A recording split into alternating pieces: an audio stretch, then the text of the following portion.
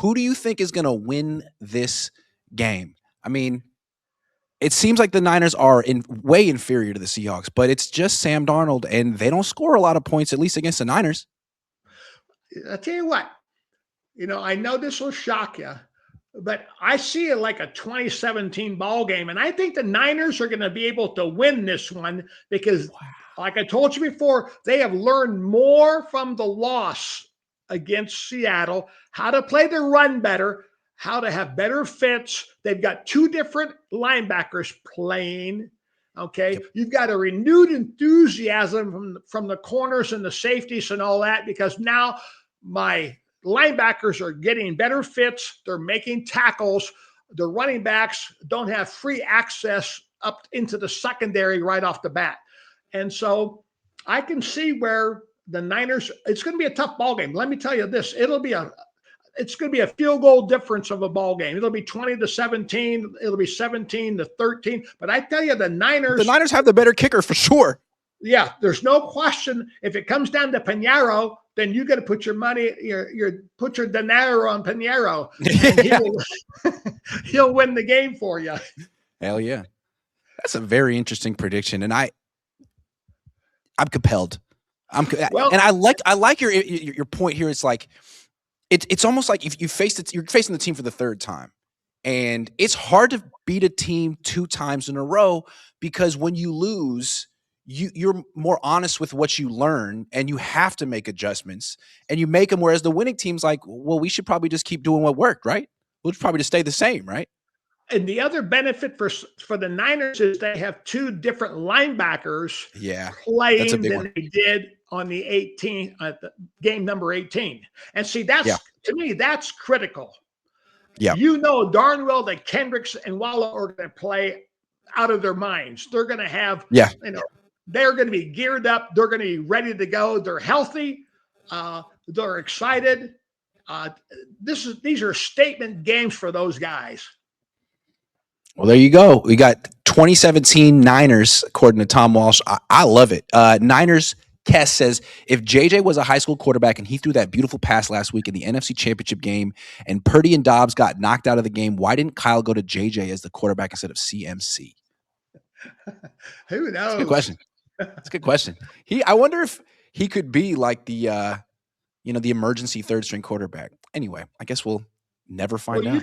You can make him a wildcat quarterback, and you can run he's strong enough to run the quarterback counter and the quarterback power. But then by the same token, you can go sprint right option, and all of a sudden you got him throwing the ball, or he could keep it and have a run pass read off of it and a triple option scheme with him as your wildcat quarterback.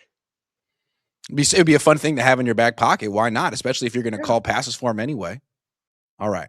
Let's get Tom back on the screen, and let's get my phone on the screen so we can make division round prize picks. Okay. Starting with Brock Purdy, 227.5 passing yards.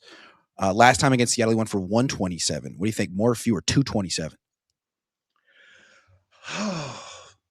It needs to be more, but I say it'll be fewer. I'll say he'll be like 193, 195. That seems reasonable. About Darnold, 237.5. The whole thing is going to boil down to what kind of defensive scheme Salah's going to play. If I'm going to play vanilla zone and let them catch the ball and make the tackle and all that kind of jazz, he'll throw for 285. But if I want to put some pressure on some people and do some combo coverages and take away,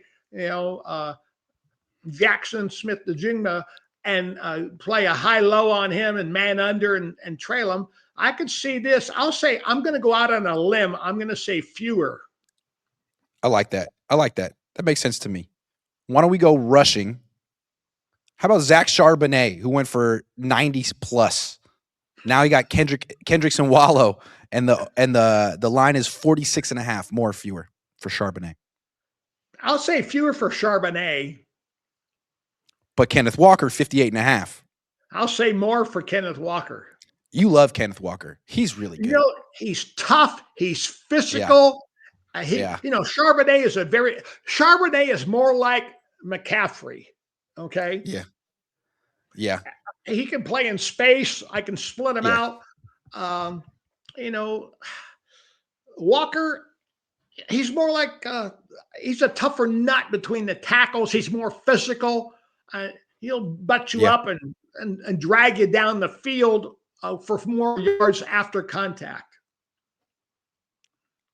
How about receiving yards? Jake Tonjes, 34 and a half pass, 34 and a half, more fewer. If they want to win, if Kyle wants to win, Tonjes needs to have more than 34 yards. I'll say more. I like that. That's a good call. I like that very much. How about Jackson Smith and Jigba, 93 and a half?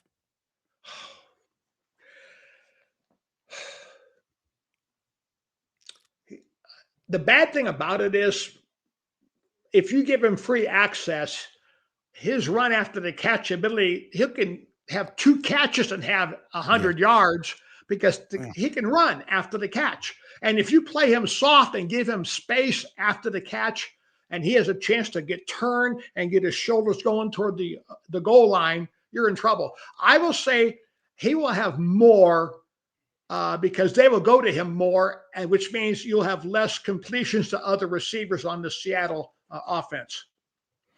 All right, here's Tom's prize picks. As everyone knows, he's the Hall of Fame prize picker on this channel. Check him out. We're gonna flex it just to be careful. Even though it's Tom, we're gonna submit it.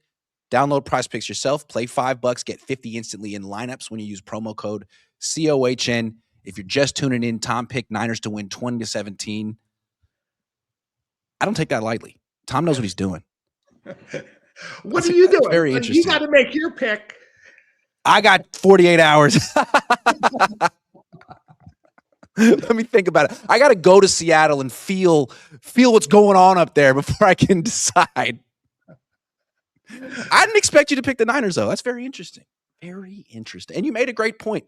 The fact that they lost the last one, they're going to be the ones who learned more from that game. And I feel like you see that in the NFL a lot. A lot of times it's the team who lost most recently in the matchup is the one that makes the more meaningful adjustments. Well, they know they have to. They know that something did not work the first time. So therefore, I've got to fix what did not work. And then plus the other thing as well, I told you before, I got 2 different inside linebackers playing. It's huge. Who played previously. And actually, Kendricks, if you have to look at it, you hate to say it, he could be better than Dean Winters, and he could be better than Tatum Bethune. Yeah.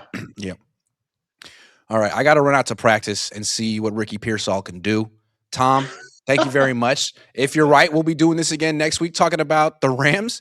And if not, we'll be talking about what went wrong. So, Tom, thank you very much. I'll be talking to you soon.